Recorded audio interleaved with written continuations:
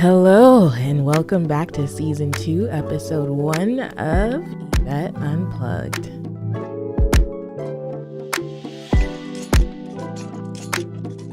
Happy New Year, guys. It's been a while. It's been months. The last time I released an episode was July 1st. Who knows when that was recorded? It was probably recorded the Wednesday of, but it gives me great pleasure to say Happy Hump Day. For the first time in 2020, this is our first Wednesday of 2021. See, I'm still stuck in the past.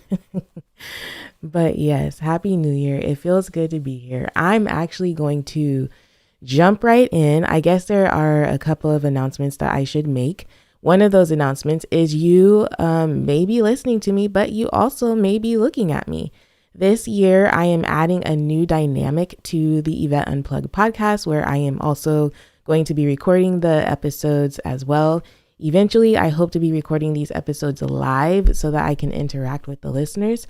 However, the video sessions of the podcast will only be available on our How Married Are You Patreon. So if you would like to engage with me this way, you are so very welcome to do so by signing up to be a Patreon. And I will include the link in the show notes below. But yeah, that is another element of it. And if you just enjoy hearing my voice without seeing my face, that is totally fine.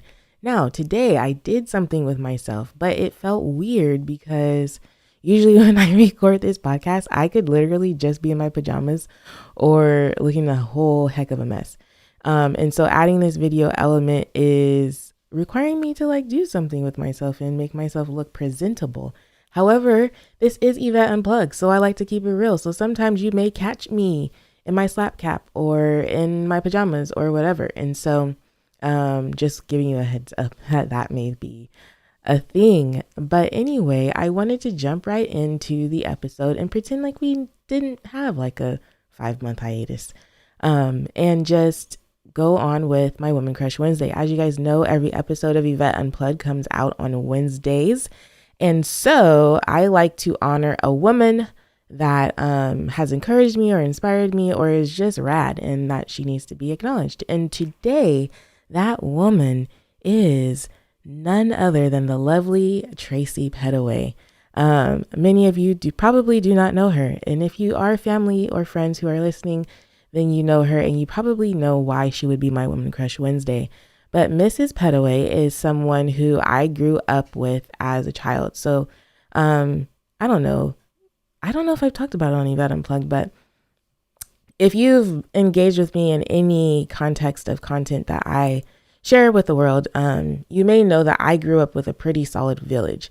And because of that, I have tried to recreate that for my own family as I've become a mother and wife. And so Miss Pettaway is one of those other mamas that I had growing up. She's a really good friend of my mom and dad. And she has been a huge encouragement my entire life. But recently she just retired. And this weekend we took some time to honor her with a Zoom celebration because everything's via Zoom now. And as I was speaking, I was in the waiting room forever. So I didn't get to hear what everyone else said.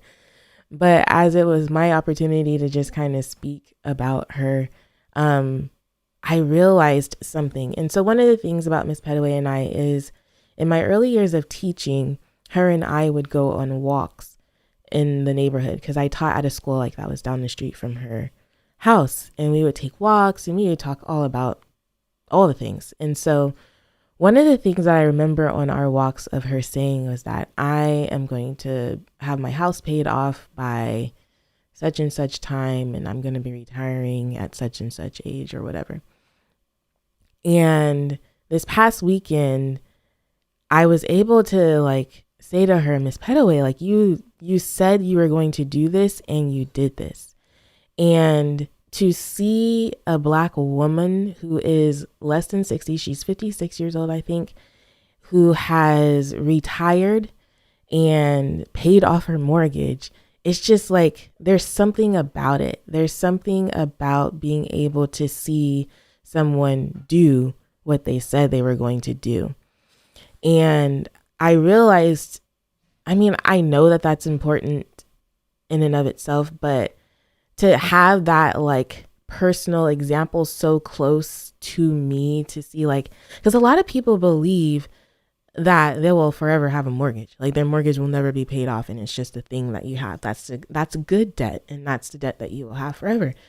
And so to see that she was able to pay off her mortgage and retire and just do all the things that she said she was going to do is awesome. And it made me think about how sometimes I like to keep things close to the sleeve. I'm like, I'm not telling nobody I'm doing this. Not even, sometimes I don't even want to be telling Glenn. Like, there are dreams and ambitions that I have that sometimes I don't want to speak it out loud because I don't necessarily want to be held accountable to it. Or I just kind of want to make it happen and then be like, booyah, it happened, you know? And this weekend I realized that it's important sometimes to speak our dreams or our ambitions, because we never know who's watching, and we never know who is going to be encouraged by the journey that we are living out. And even if you stumble, even if you fail, it's still valuable for us to see that. Like, it's still valuable for people to see you stumble well. Our friend Halise Halise and her husband, they have a podcast called Stumble Well. I think they changed the name to Stumble Well, but I really love that because it's like, there is no guarantee that every step you're going to take is going to not trip you up in some way.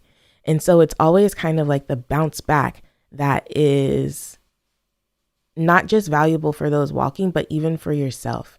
Like, resilience is something that is powerful, just to kind of help us grow through life, you know? And so shout out to Miss Petaway for doing the dang thing and showing me that it is possible to be Black in America, own your home, and retired. And now I'm about to watch her live it up. The cool thing about Miss Petaway is she has traveled along, like, in her lifetime, in my lifetime, I don't know. In the time that I've known her, she has been good at traveling and taking breaks and just enjoying her children and her husband. And it's been a beautiful example to see. And so I look forward to kind of seeing her retirement journey and just allowing her to show me what it looks like to rest well. And so, yeah, that is my Woman Crush Wednesday of the week. And yeah, what else do I want to talk? Okay. It's been a while, so I'm a little bit awkward right now. But yes, so it is the first Wednesday of 2021, and I hate to be another person who's doing this, but I would like to reflect on the year 2020. I've heard it said so many times that like 2020 is going to be the year of vision. And a lot of people started out strong and they're like, oh, I got this vision for my life and I got this and that, and this is what I'm going to accomplish and conquer. And I think that 2020 just kind of pulled the rug from underneath a lot of us. And I would be lying if I said that 2020 was a horrible year for me, for our family. There were definitely some rough spots in 2020, but I can't say that it was a bad year. It was a good year. It was a year that I'm so grateful for. And I'll get into that in a little bit. But so this episode is basically going to be me kind of sharing some of the lessons that I learned from 2020. I know it's probably getting annoying hearing people talk about it, but I'm going to add my little whatever. I came up with 7 lessons that I've learned, and they're in no particular order. They're just in the order that I recalled them and wrote them down. And so the first lesson that I learned is that tomorrow is not promised. Y'all, this year we lost so many amazing people. Some that I'd like to take note. The first one I think of this year that really caught me off guard was Kobe Bryant. I am not a basketball fan, and I don't really follow sports like that. It's not that I'm not a fan of basketball. I enjoy the sport, but it's just kind of like I don't really follow teams and the NBA and all of that.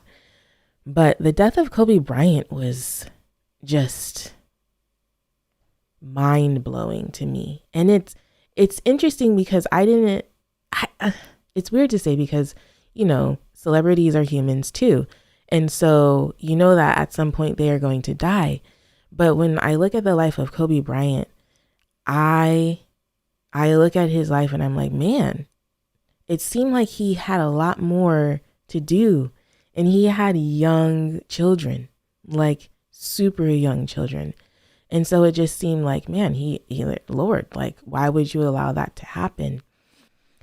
And then you look at the death of John Lewis, and he was a congressman that accomplished so much, but he was also a huge key player in the civil rights movement of the 60s. And so you look at him and you're like, okay, yeah, he lived a full life and he accomplished so much, and we get to reap a lot of the benefits of his hard work.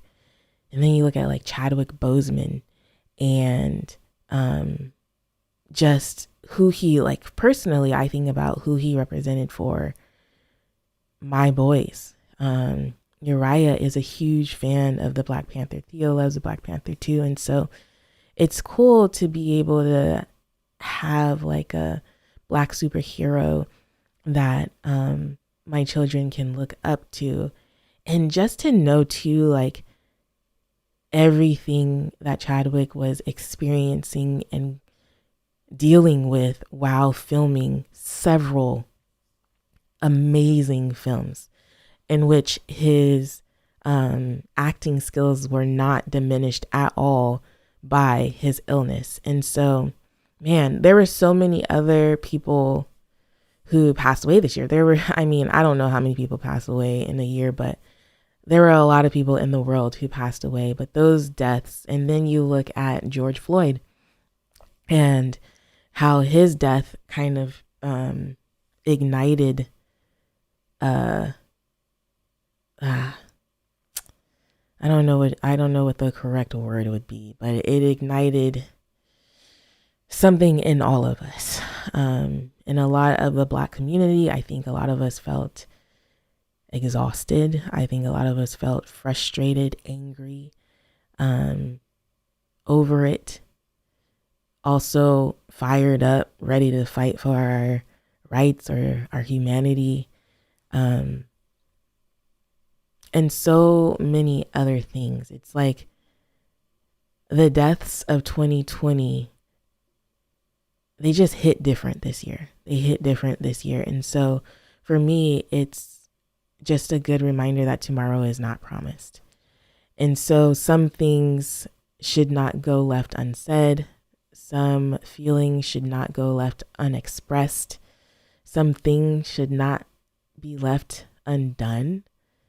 And that we just need to live well. We need to live well. That we need to love well.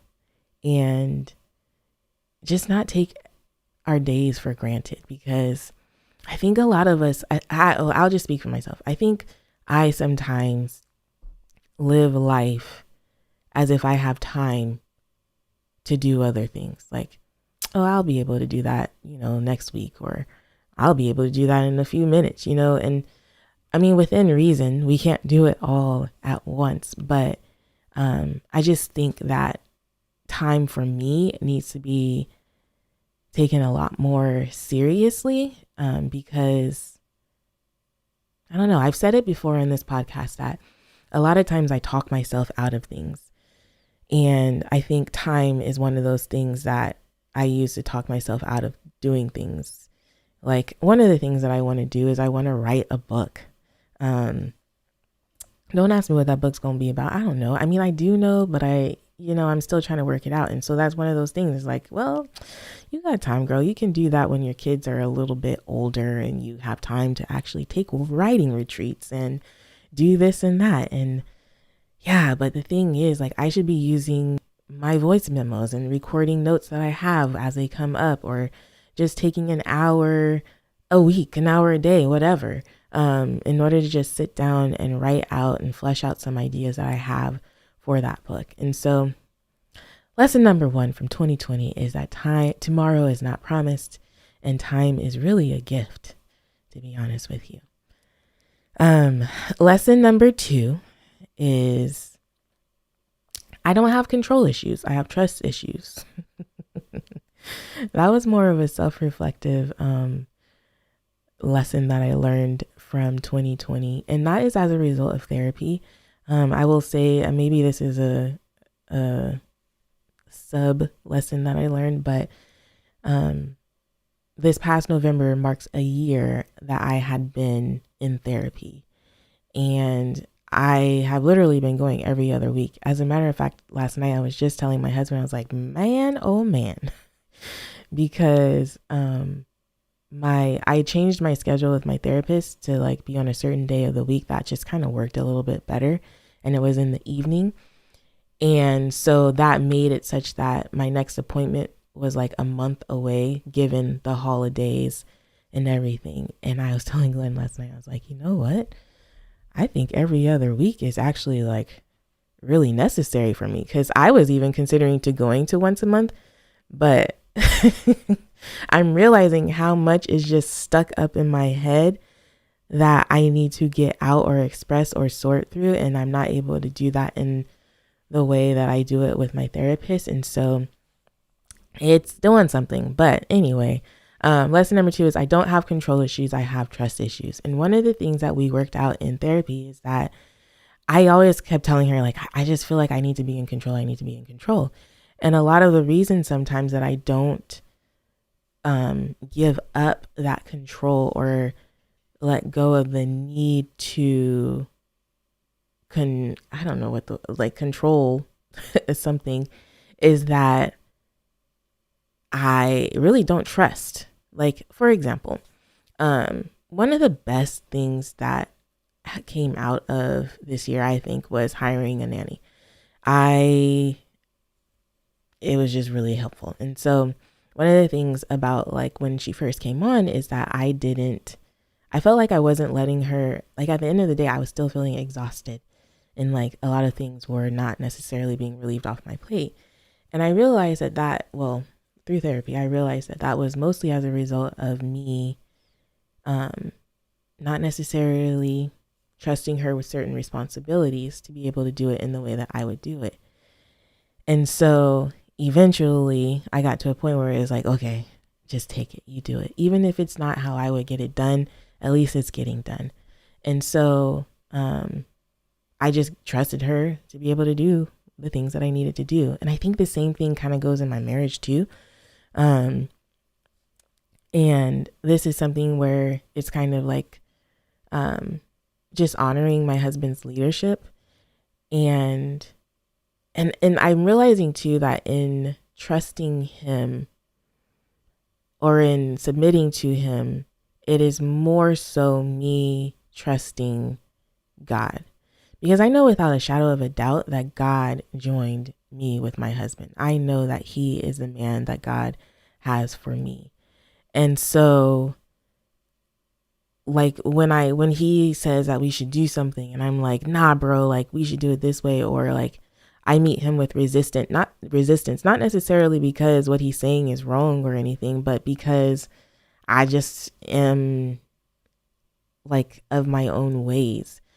I don't know if this is coming out the way that I want to express it, but I think that a lot of times the control that I'm trying to have just really comes down to trusting God, like trusting God to have his way, to work things out, even if they don't happen the way that I want them to happen.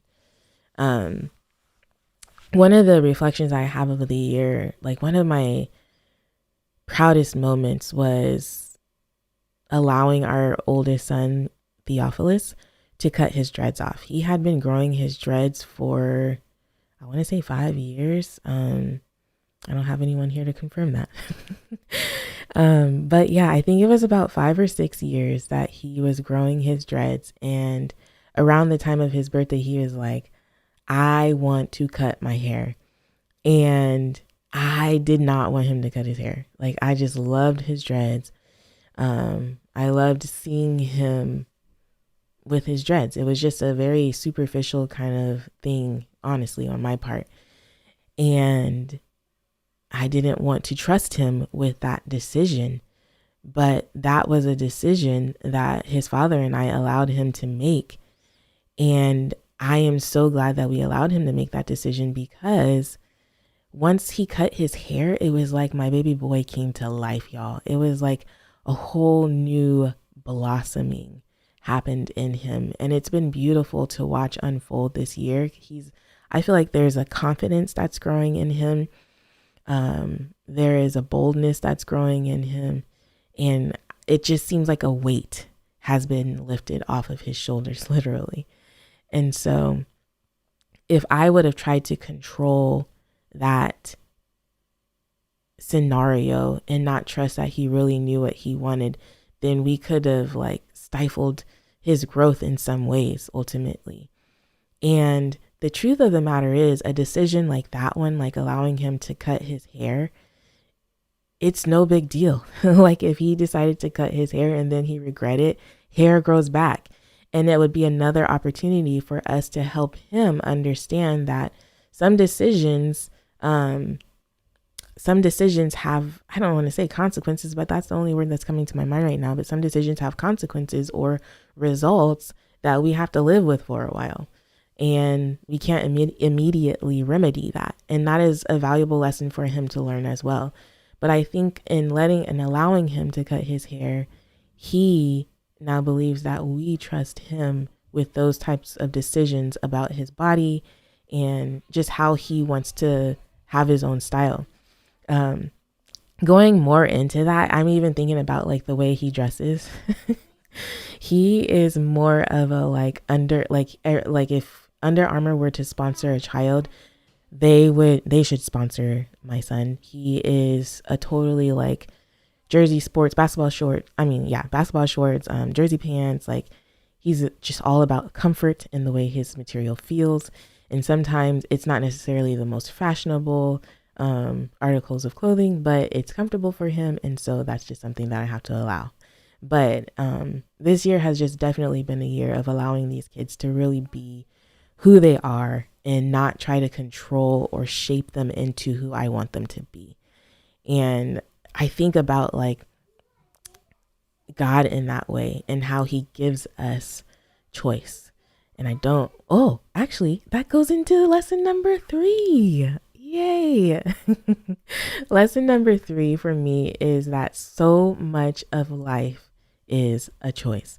And I'm actually going to look up an Instagram post that I saw because I want to, I want to read it because it kind of confirmed for me something that I had already been reflecting on, excuse me, in my own life. And so let's see. It reads, marriage is hard. Divorce is hard. Choose your hard. Obesity is hard. Being fit is hard. Choose your hard. Being in debt is hard. Being financially disciplined is hard. Choose your hard. Communication is hard. Not communicating is hard. Choose your hard. Life will never be easy. It will always be hard, but we can choose our hard. Pick wisely. And that is something that I have been, I've been like, I think a lot of times we think like we can be living in an element of our life where it's like, this is hard. Like I reached some hard, I reached some hard spots in my life this year, especially in my marriage. And that first one where it says marriage is hard, divorce is hard, choose your hard. I think sometimes we hit hard spots in our marriage and we're like, man, it would just be easier if I could only just like think about myself, or if I only had myself to worry about. And the truth of the matter is that's not necessarily the case. It's not necessarily going to be easier. but we have to choose to love the one that we chose. You know what I mean? And so for me, this year has taught me that so much of life is a choice. And so many of the things that like I think I don't have time for, I do have time for. When I look at the way that I spend my time in some ways, it's like I could totally fit some things in. Like I could totally find the time to sit down and really work on a manuscript for a book that I want to write. Or I could really find some time to be regularly in my Bible and studying my word. Or I could even find some time to, I don't know, what are the things? Like be fit. And I have found time for that. And I have found time for other things that are important to me. But so much of life is a choice. And I think that my husband has said this to me before, and I hate to admit it, but he's like, sometimes it seems like life is happening to you, like something is happening to you. And I think sometimes, and I do believe there are times when I'm kind of like, like I'm getting hit by this and that and the other. And I can only do so much. And I do believe that we all have capacities. Like I do believe that we all have limited capacities in different seasons even. And so there is an element of like life is happening to us, but at the same time, we have the choice of how we are going to deal with what life is throwing at us, if that makes sense. And so for me, 2020 has kind of been a lesson of like, so much of this life is a choice. And as I look ahead to 2021, I'm like, I'm choosing me. Like I'm choosing me. Like I can choose myself and choose my family. And I think that especially as the woman that I am, a lot of times I'm kind of just like, and you guys might be hearing my children in the background. I can hear them in the headphones, so I'm not sure if you can hear them or not. And that's just the way it goes. Like if I'm going to be able to do this podcast, I'm choosing to do this podcast. I woke up early this morning to try to record it before bedtime, but I didn't do it. And so I am still choosing to record this podcast with them in the background, because the truth of the matter is I am a wife and I am a mom, and I have to get it in where I can get it in. And so right now, yes, I'm choosing to record this podcast with them in the background, and y'all will just have to enjoy the sounds of my children and my voice. But anyways, yes, life is so much of a choice. And as I look ahead to 2021, I am choosing more of me. I think that sometimes I put myself on the back burner because that just seems like the most noble thing to do. And maybe it is, but for me, maybe it is for some, but for me, it's not working. I'm realizing that I need more out of life, and that is okay. And I'm choosing to accept that and move forward in that. And that's just what it is. And so we all have an opportunity to choose on a regular basis. And so for me, I'm choosing me. I'm choosing, and me doesn't mean that I'm not choosing my family, but it means that like I'm giving my children evidence that like you can pursue some of the things, some of the desires of your heart, while still being accountable to your responsibilities. At least that's the lesson that I'm hoping to communicate to them. I guess I won't know until they're my age or adults or whatever, but that is the goal of me choosing me. All right, lesson number 4. There are 7. Lesson number 4. I need to take ownership of my worth. Self-deprecation is not humility. Yeah, man. I don't even know how to elaborate on that one, but I think so. Okay, this is what it is. So how I will elaborate on this is by saying that I a lot of times wait or would like for other people to affirm me. my love language is words of affirmation. And so, especially right now, I definitely believe that our love languages can kind of shift given whatever season that we're in. But for me, in this season that I'm in, words of affirmation is a thing. Like, I need it, I need it, I need it. However, I don't necessarily do well without it. And so for me, I'm realizing that it's not only other people's responsibility to fill my love tank, that I also have to take some responsibility for that. And so if words of affirmation is my love language, then I too need to be affirming myself with words. And so when I say I need to take ownership of my worth, I need to like claim it. Like, I don't need to wait for somebody else to tell me, hey girl, you killed it at that, or you added value to that, or you are just doing the dang thing. You know what I'm saying? Like, I can do that for myself. And I used to be the person that would be like weirded out by, like, you know how when the pastors be in the church and they be like, look at your neighbor and tell them yada, yada, yada. I actually am not weirded out by that. But like when it's like, look at yourself in the mirror and tell yourself, I am worthy. That for me is weird, or it has been weird.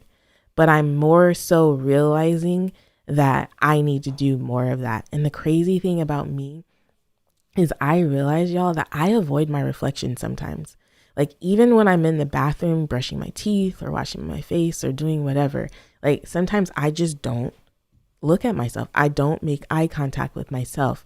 And so one of the things I have started to do, and I'm not necessarily that great at it yet, but one of the things I have started to do is to actually look myself in the eye, in the mirror, and just acknowledge myself. And even in the moments when my hair is a mess, or I'm in my blue robe and my slap cap and I just don't look whatever, to even look at myself and say, hey girl, you are beautiful. You are beautiful. And yeah, I don't know. It's just, I need to take ownership of my worth. I think a lot of times I'm like, oh, you're a horrible wife, or you're not really doing a great job as a mom, and your friends are neglected, and your parents, and all the things. Like, you could just be doing so much better. And a lot of times I don't honor like who I have been in certain relationships, and even who I am in these relationships, even if the way these relationships look right now is a little different than they have in the past. It doesn't necessarily diminish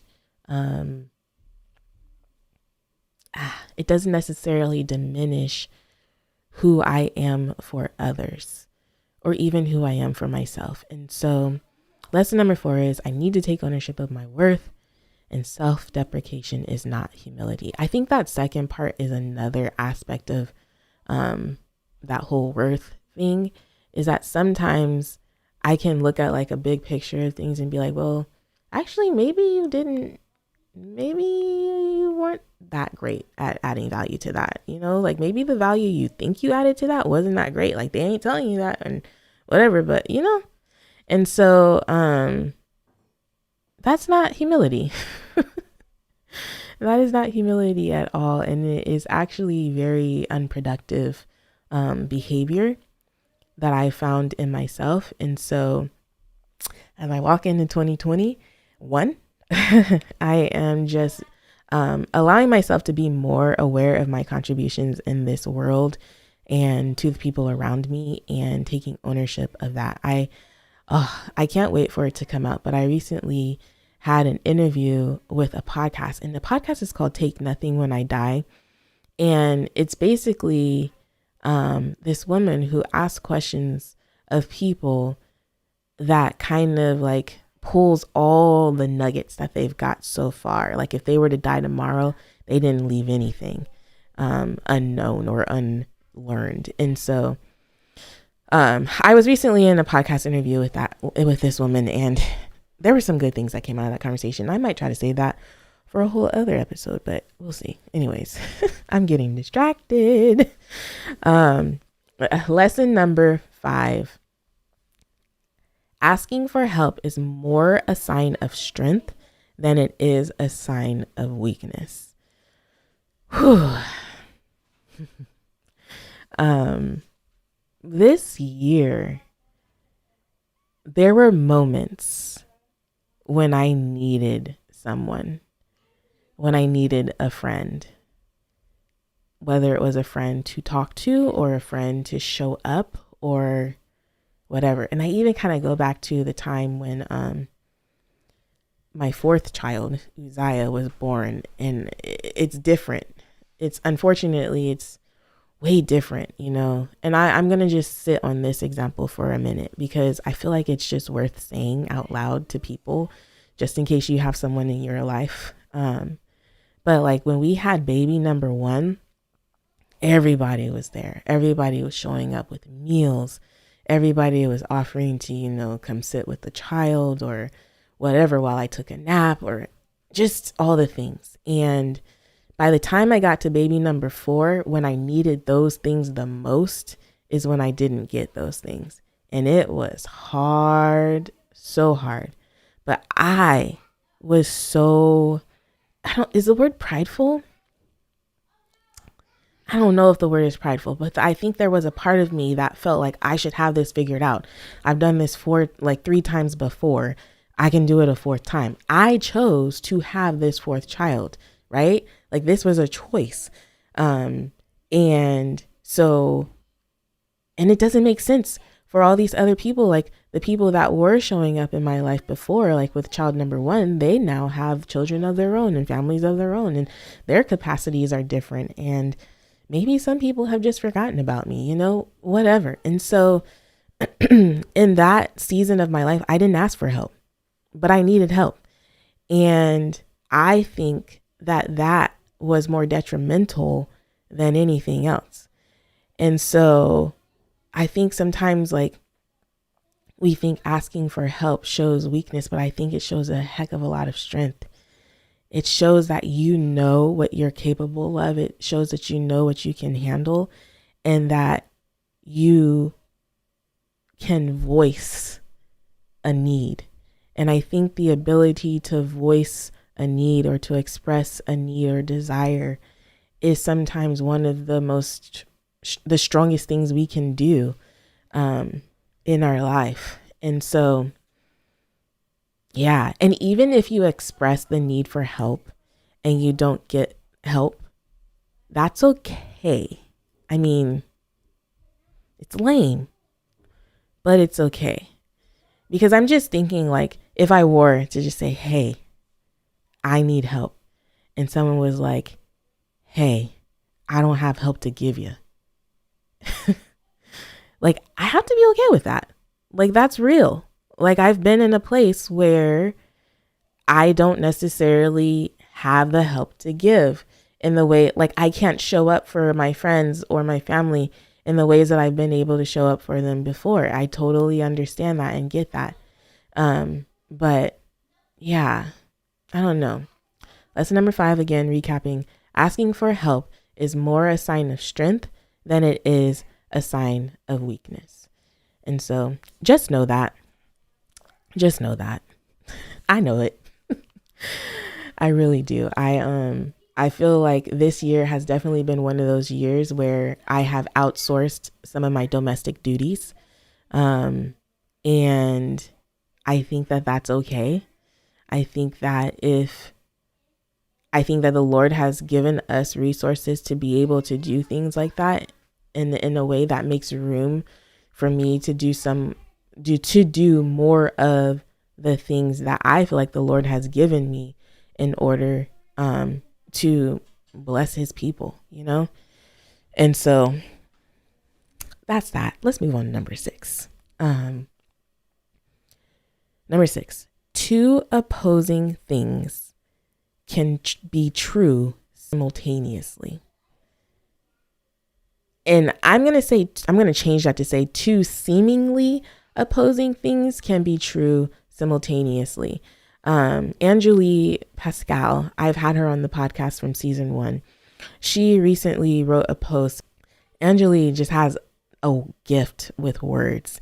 And she just has a gift to be able to express things in a way that I have not been able to put words to. And so I am just so grateful for the space that she takes up in the world of Instagram, and in the world, period. But one of the things she said in her post recently was, I can be overwhelmed by my life and still absolutely love it. I can be overwhelmed by my life and still absolutely love it. And I think in the past, I have questioned my contentment, or even some people around me have questioned my contentment based on that sentence alone. And I was like, well, dang it, if I couldn't have said it myself, that's what I would have said. Like, sometimes it's overwhelming to have 4 kids and to be married to a creative who is now turning into a CEO, business owner. And the things that we're thinking about now are different than the things that we were thinking about 10 years ago. And the life that we imagined for ourselves 10 years ago is probably, like, I don't even know what life we imagined for ourselves. When I think about it, I'm like, where did I see this going? And honestly, I kind of have some visions of where I saw it going, like on my side of the relationship, but I don't think we necessarily had an aligned vision when we got married. And so, yeah, I don't know where that just came from. I don't know what I was saying before that. Anyway, but yes, I can be overwhelmed by my life and still absolutely love it. And so in thinking about contentment and my contentment specifically, I feel like I am content. Like, I have joy. Which leads me into the like sub point of this lesson, is that one of the things I struggled with this year is the idea that gratitude is kind of a way to settle. You know, sometimes people are like, you should just be grateful, just be grateful. And I'm just like, what? Really? I should just be grateful? Like, I should just be grateful that I'm married. Like, this is just an example. This is not my situation at all. But I should just be grateful that I'm married to a man that is verbally abusive, but not physically abusive? Nah, that don't sound right? And so for me, it was like, gratitude just seems to be like a form of settling. And I still think in some ways it can be, but gratitude, the lesson that I've learned from 2020 is that gratitude is not just settling. That, for me, especially in 2020, gratitude has kind of bred joy. That there is joy that can come from being grateful and just realizing like all the things that you have. And so, yeah, man, I don't know. The one thing that I wrote down here is that I can be grateful and want more, which kind of goes into the two opposing things can be simultaneously true. And yeah, like, I can be grateful. Like, it's okay for me to be grateful and also want more, and yeah, that's it. Period. That's all I gotta say. Y'all think on that some, because I have been thinking on it a long time. And maybe I'll elaborate in a future podcast, but yeah, that's one of the lessons. And then lesson number 7, the grand finale. And again, these are in no particular order. These are just how they kind of came to me. But lesson number 7, it actually comes from a This Is Us episode. And the quote was, "Nothing lasts forever." And I think sometimes it's hard for me to truly believe that, because I just be in my feelings and I be in the season and I just be like, ugh, this is going on forever and ever. Like, and then some stuff just be kind of coming back and creeping into your spirit, into your relationships and all the things. And it's just like, man, oh man. But the truth of the matter is, seasons do in fact change. Following winter, there is spring. Following spring, there is summer. Following summer, there is fall. Following fall, there is winter. And when we think about the seasons of life, some seasons of life may last longer than the 3 months that we want to allot for any given season. But seasons do change, and nothing lasts forever. And so that is a huge encouragement for me, because as our family navigates through different things that we are navigating through, it is becoming more and more obvious to me that sometimes, like, my endurance just has to increase. My endurance has to increase, and my patience. Patience is one of those things that I feel like the Lord has been working on me from childhood through present day. And maybe somebody out there is a witness to this, but yeah, nothing lasts forever, y'all. Nothing lasts forever. I mean, 2020 is now behind us. Now, I'm not one of the believers that January 1st, 2021 came and everything's going to change. We still have to learn how to live through a pandemic. We still have to learn to live through injustice. We still have to learn to live through a government full of human beings who have flaws. And sometimes we don't know whether or not we can trust them or not. There's just so many things that we have to navigate through in this life. But nothing lasts forever. Seasons do change. People do change. You will grow. I will grow. And yeah, that's it. That's a wrap. And I should have done this at the beginning of the episode, but before I close out, I just want to say welcome to all of my new listeners. I know my goal was, by the time this episode aired, that my Instagram, Yvette Unplugged, would be at 2,000 followers. We have surpassed that goal, thankfully. And I would love to grow that community over there a lot more, because I feel like that's where we can actually talk and kind of get to know each other in a way. I don't know. Also, there's Patreon, so hop on here however you see fit. But yeah that was it. Welcome.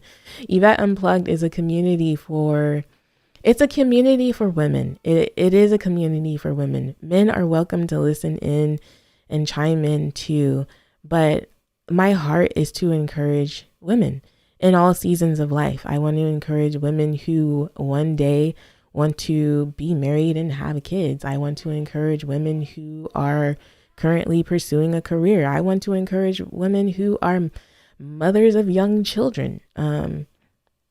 I want to encourage women who are mothers of older children and are not in the season that I'm in. And maybe it's kind of cool to hear me talk so that you can see how far you've come, because I just know and believe that all of us mamas of young children have experienced some of the same humbling experiences and stressors and emotions and frustrations and grief and joy and all the feelings. And so this space is for women, and I'm okay with saying that.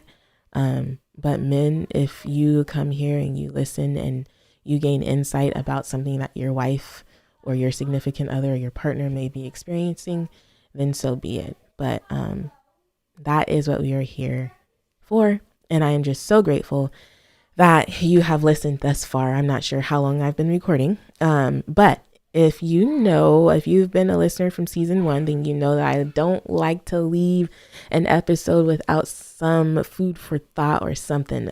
Sometimes I feel like in these podcasts, I can be rambling or whatever. And I just want to make sure that I leave you with something notable. And I think that as we're embarking upon 2021, a lot of us are like, oh my gosh, I gotta think of what I'm gonna do this year. Like, what are my goals? What are my intentions? What are my whatever? Some of us may be unfazed by it, be like, okay, it's just another day. Like, come on, y'all, chill. I do believe that it is valuable to have vision in, like, as we move forward and set goals and be able to kind of evaluate progress in life. But I do think that sometimes we can feel rushed at the beginning of the year to set goals and do all the things. And you might see people posting, hey, this is my goal for 2021. I'm going to crush it, yada, yada, yada. So be it. Or you might even see people reflecting on the goals that they set for 2020 and crushed. And so with that, I just want to encourage you guys with Philippians 4:6, which says, do not be anxious for anything, but in everything by prayer and supplication with thanksgiving, let your requests be made known to God. Just like if you are having trouble thinking, like, I like to have a word for the year, and I'll share with you guys what it's actually not just one word, it's like a whole phrase, but my phrase for the year that I'm going to be speaking to myself is I can choose to be joyful while doing uncomfortable and hard things. And the reason that I chose that as my phrase is because I like my comfort, y'all. And I don't necessarily like to do hard things. But this year I'm choosing to do hard things, but I'm choosing what that hard looks like. Just kind of like what I read to you guys at the beginning of the podcast. We have to choose our hard, and I'm going to joyfully choose my hard. And so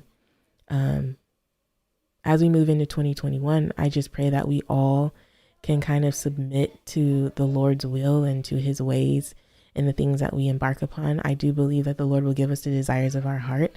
I think, and that's biblical. And so I just pray that you would lay everything down at his feet and allow him to speak to you about the vision that he has for you in 2021. And so, yes, that brings us to the end. And I just want to say thank you so much for listening to this episode of Yvette Unplugged. If you are watching it, I'd like to say thank you so much for being a Patreon. You are greatly appreciated. Your monthly pledges mean so much to us. As many of you guys may or may not know, I have another podcast that I do with my husband. It's called How Married Are You? This year, 2021, we are taking a break at the beginning of the year in order to kind of regroup.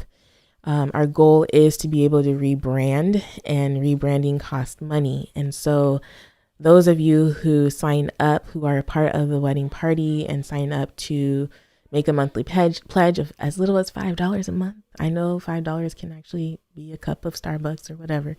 But if you pledge to give us $5 a month, all those pledges are literally being direct deposited into a savings account.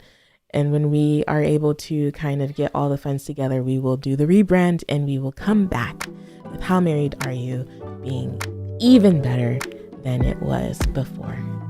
But again, I just thank you and appreciate you guys so much for listening. And I will see you next week on Yvette Unplugged. Happy Hump Day, y'all.